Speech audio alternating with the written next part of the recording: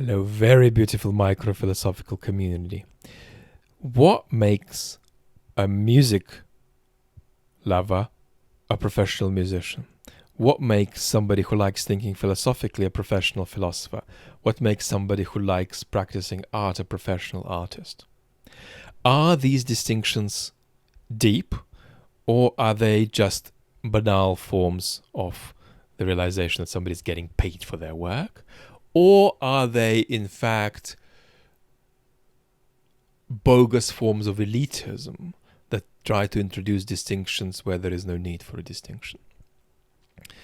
This conversation matters because we tend to live in a scientistic worldview in our culture, whereby we think that there is an objectivity of explanation in the sciences, in the natural sciences, but that when it comes to the more parochial forms of judgment that manifest in the humanities and the arts, it's all relative, it's all subjective, it's all a matter of what the Ricky happens to feel. And so discriminating too much between better and worse in these domains is in fact a form of intellectual elitism, aesthetic elitism, that misrepresents the reality that it's all subjective. And that the only place you're going to get objectivity is in the realm of explanations of our life that are from a higher level of explanatory uptake.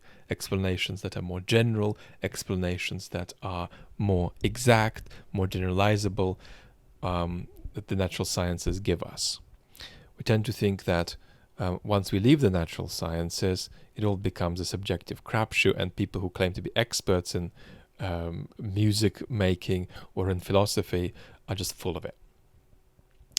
And you also, deep inside, you know that that can't be true, but there is a part of you that sometimes is inclined to take you toward the conclusion that it is true, that in fact it's all bogus, there is no expertise in philosophy or music.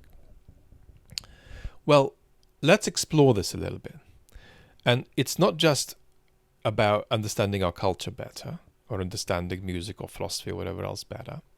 It's about understanding yourself, who is in an amateur relationship with most humanity and arts activities. And the reason that's important is because it is a question for you across your life, what depth of relationship you want with painting, what depth of relationship you want with philosophy. It might be wrong to go beyond a certain level of depth because you have your career, you have your family, you need to play tennis, you need to go on holiday. There's enough to do in life, right? So you don't need to spend 17 hours standing in front of a painting in the gallery. But you also don't want to stand there for 2 minutes. You think there's something special to be gained from standing there for an hour. And so what is it? How do you think about it? And what I want to say is that thinking about this pro-non-pro distinction is going to help you make sense of the kind of amateur relationship you yourself need with these things in the humanities and the arts. But I want to suggest that it's not just one, but perhaps three distinctions that we need. We need to distinguish between a pro and a non-pro, right? Is somebody an artist as opposed to an amateur? Is somebody a professional artist, for instance? Distinction one. Distinction two, if somebody is a professional artist, are they a good one? Because what I want to say is that there is such a thing as being a pro in philosophy or in art, but that's not the same as being a good pro. That's a second distinction I want to put on the table. There's a separate question about not just whether you're a pro, but whether you're a professional who is good at their profession or a bad professional. But still a professional. Because a bad professional is not an amateur. And then there is a third question, which is a little more conceptually complex, and that's the question of whether you have a style of your own. And you might say, well, surely if you're a philosopher or if you're a musician and you're good, you're just going to have a style of your own. And I want to say no, because a style of your own is something that you develop across life, across time, as you travel through time while being good at the profession that you do. So to develop a style of your own, you don't just need to be a good musician, you need to be a good musician who develops well across their professional life. Now, you might say, well, if you stay a good musician long enough, you're just going to develop a style of your own, and that's a persuasive claim, and so we can just accept that. But it's not possible to just reduce the two, because there are going to be a lot of very impressive artists and musicians and philosophers who are young, who clearly are pros, who clearly are good pros, but are still in the process of developing a style of their own.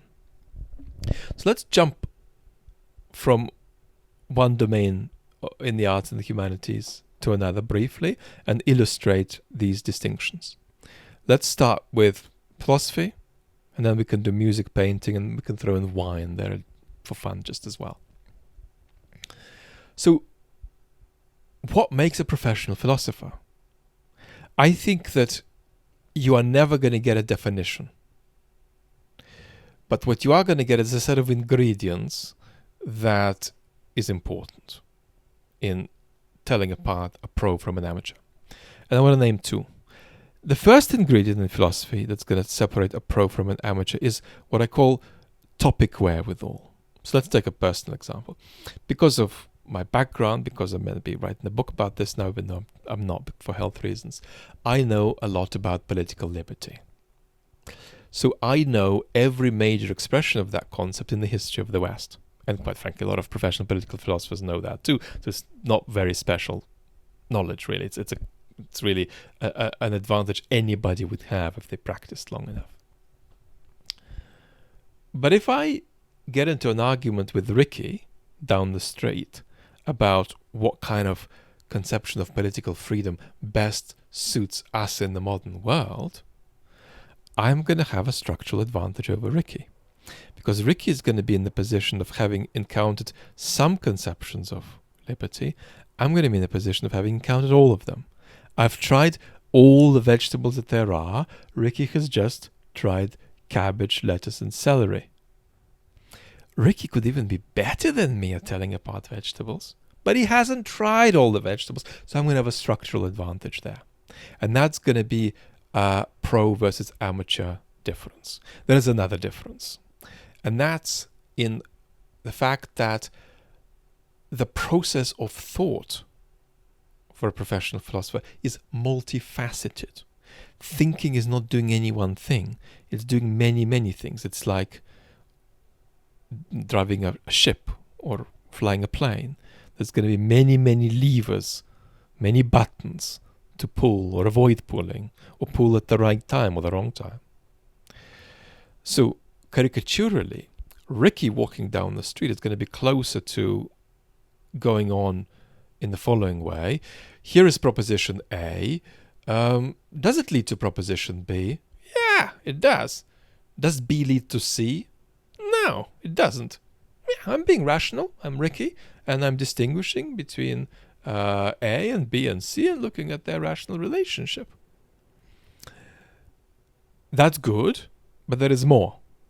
The professional philosopher, in thinking about A, B, C, will be able to reflect on the roots of A, B, C, not just analytically, but historically and genealogically.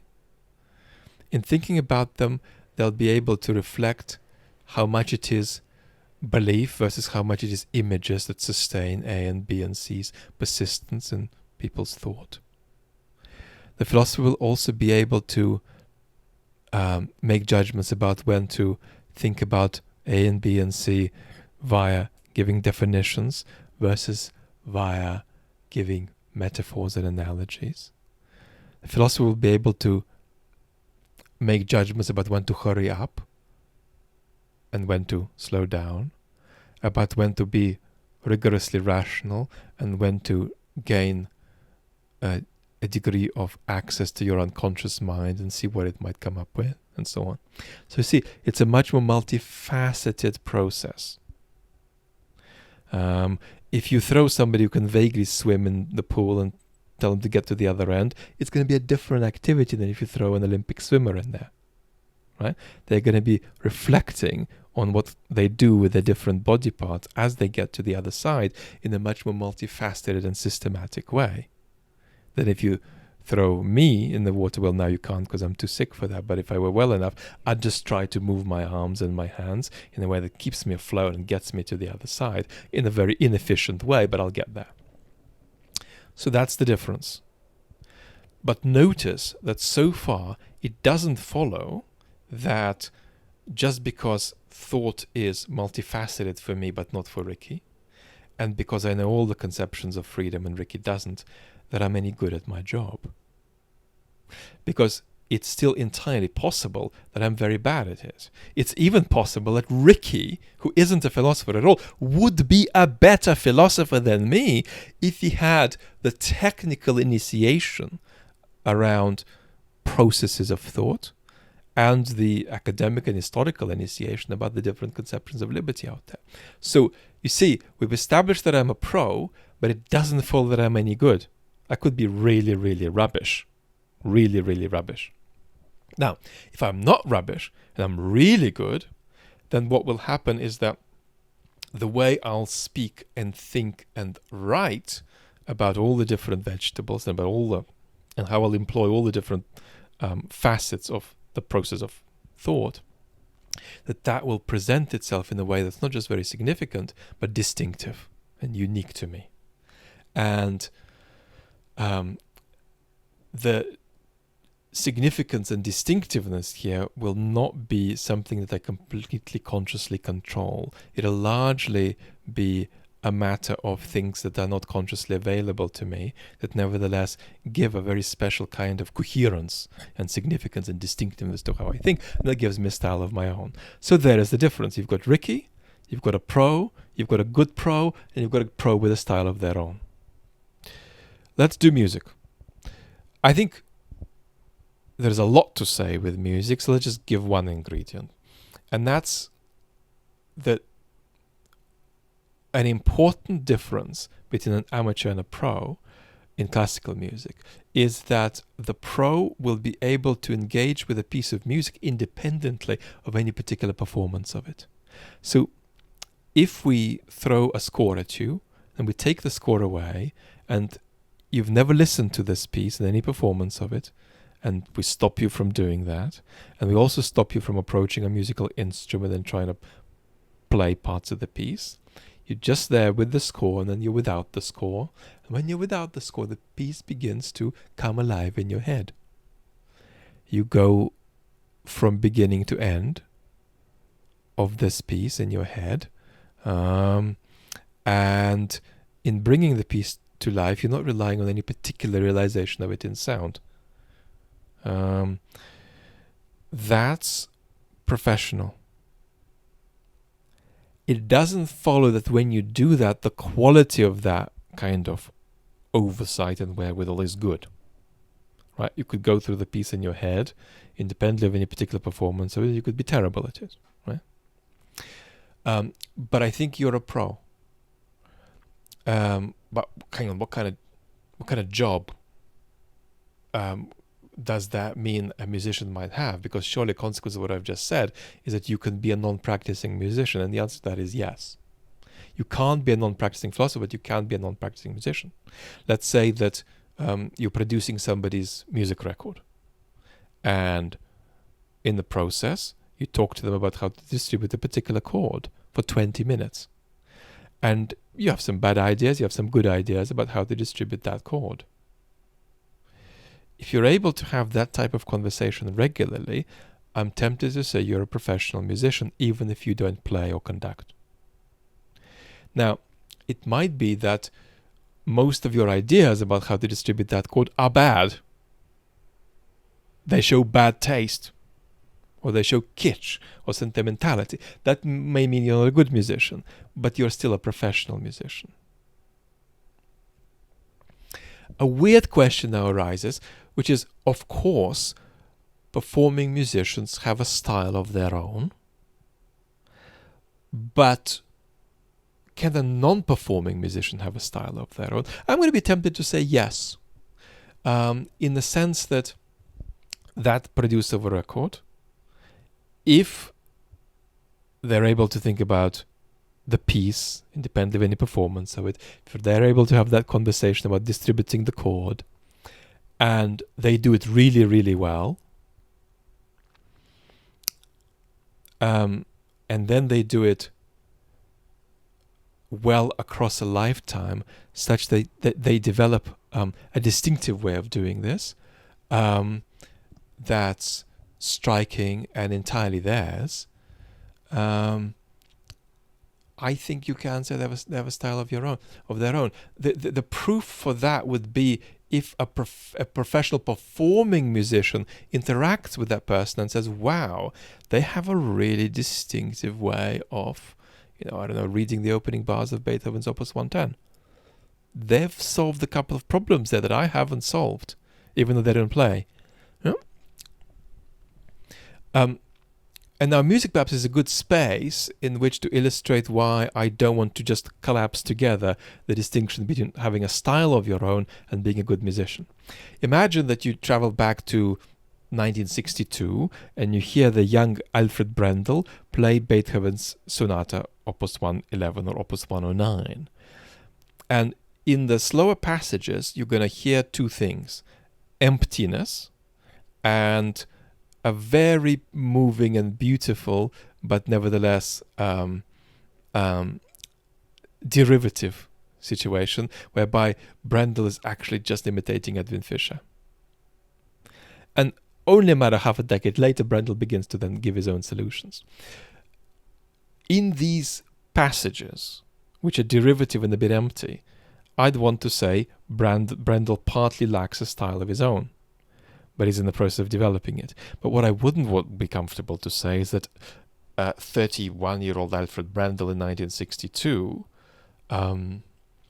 is not a professional musician. I think that'd be a ludicrous thing to say. Or that he's not a professional musician, he's also a very good musician. Even with that emptiness, you can see that you've already got a great pianist in development. Well, let's jump around a little bit. What about painting? Well, one of the things that distinguishes a pro painter from an amateur painter is that everything on the canvas is intentional. And when we say that it's intentional, we don't say that they've consciously thought about it and put it in, but that it's there for a purpose, whether that purpose is consciously available to the artist or not. Contrast that with talking to a 7-year-old kid who's drawn a landscape with a purple sun. And you say, hey there, sweetheart, the sun is super purple there. It's really cool. But can you tell me why you went for that? Why not another color? And the 7-year-old says, look, last week I thought yellow was just the coolest color in the world. But I just love purple this week. I think purple is awesome. It's the best. So the reason the sun is purple is arbitrary. Right? There is no constitutive reason for it to be purple in the context of what the work, the picture is trying to do. So you basically have control over everything on the canvas.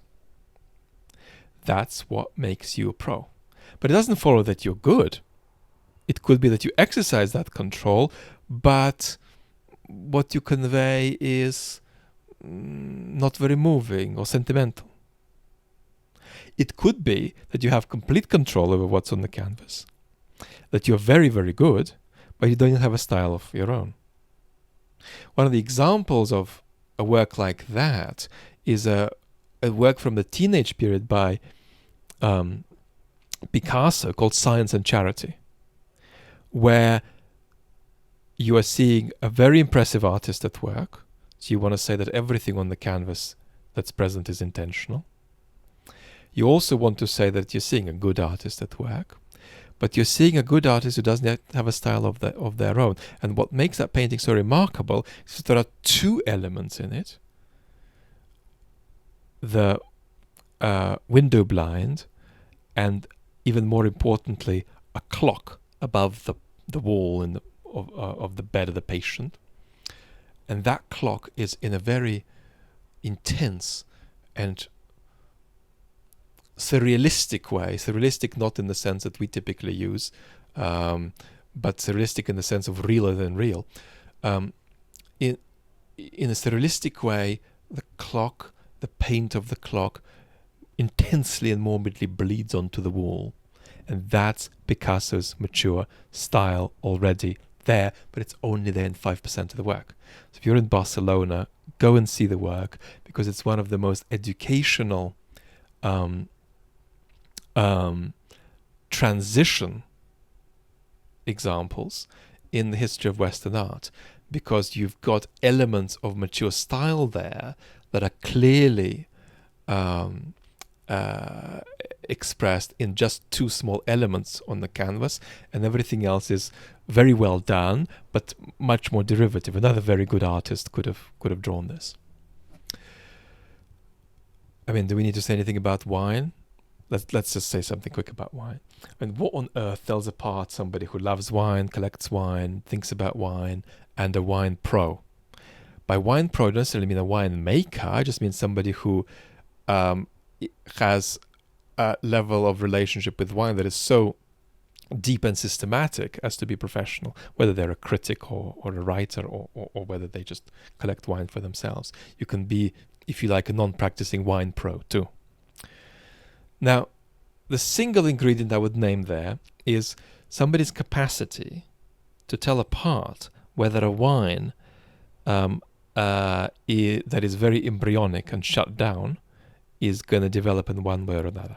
Now, when we're talking about wines like that, we're not talking about wines that you're going to typically find in the supermarket. Wines in the supermarket are industrial plonk that don't have much to do with real wine, except sometimes, so I don't want to generalize too much. But even when the sometimes exception comes along, sitting on the shelf in the supermarket means the wines get heat damaged. And so what you're buying in the supermarket is 98% of the time bad, or not even real wine, and 2% of the time when it is real wine, it's damaged. And let's leave out 0.5% of the time when it's actually not damaged and pretty good. That can happen too. You found a nice fresh bottle of something simple and delightful in a cool part of the supermarket. So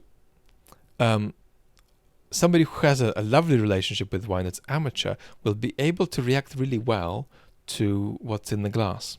But what they won't be able to do is taste a wine that is young. Let's say it's a 6-year-old Hermitage or Barolo, and tell where that wine's going to be 15 years from now, from its current state, which is going to be a very clenched state. The wine's not going to show itself on the front attack, on the mid palate, on the finish. The wine is not going to express itself texturally. The wine is not going to express its flavor. The wine will express its skeleton to a degree. It'll be clenched. It'll also be, if it's an oaked wine, giving a disbalanced presentation of oak, even if the oak is high quality, because the oak still needs time to integrate. So can you taste that and see where it's going to be 15 years from now? Can you taste a wine that just tastes like crap today and say, oh my God, this is actually amazing. In 15 years, it will be amazing. And then you describe it.